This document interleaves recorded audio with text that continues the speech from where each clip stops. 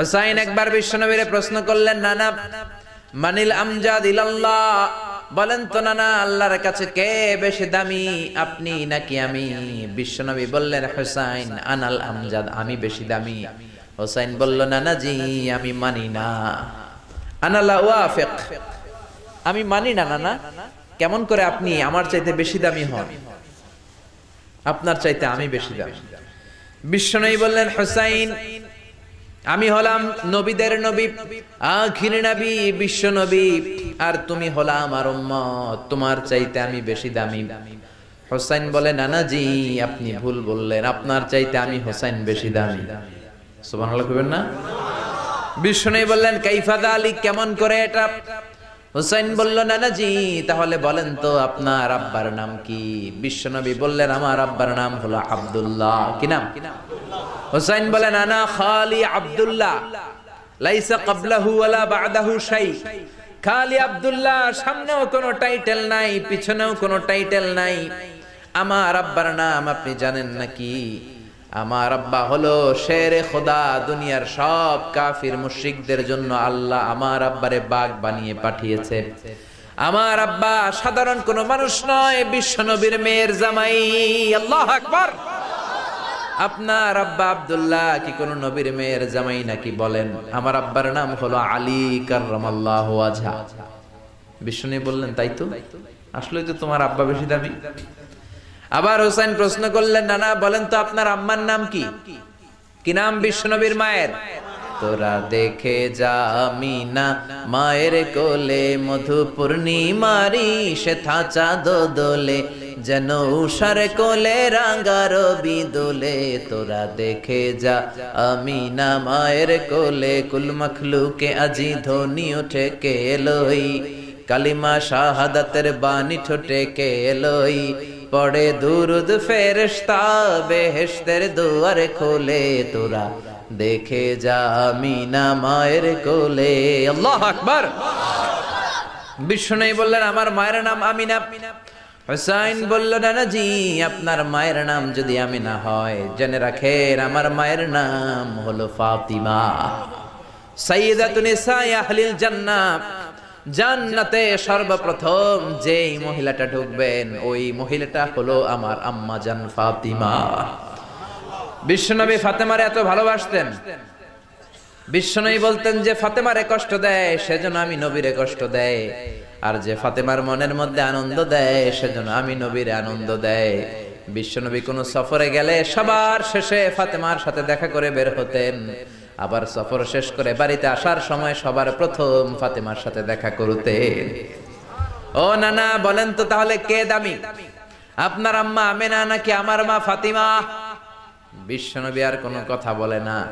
হুসাইন একের পর এক প্রশ্ন বানে নানাকে জর্জরিত করছে। নানা এবার বলেন তো আপনার নানির নাম কি? বিশ্বনবী বললেন, হুসাইন আমার নানির নাম হলো বাররা বিনতে আব্দুল উজ্জা। হুসাইন বলে, নানা আপনার নানি বাররা রে কেউ চিনে না। চিনেন আপনারা? অনেকে জানেই না, ওই যে কয় নসিনি, আরা নসিনি দে, আমরা চিনি না বাররা বিনতে আব্দুল উজ্জা। হুসাইন বলে, নানা আপনার নানিরে তো কেউ চিনে না, বাররা নামটা কারো মুখস্থ নাই। আমার নানির নাম আপনি জানেন নাকি? আমার নানির নাম হলো খাদিজাতুল কুবরা আত-তাহেরা।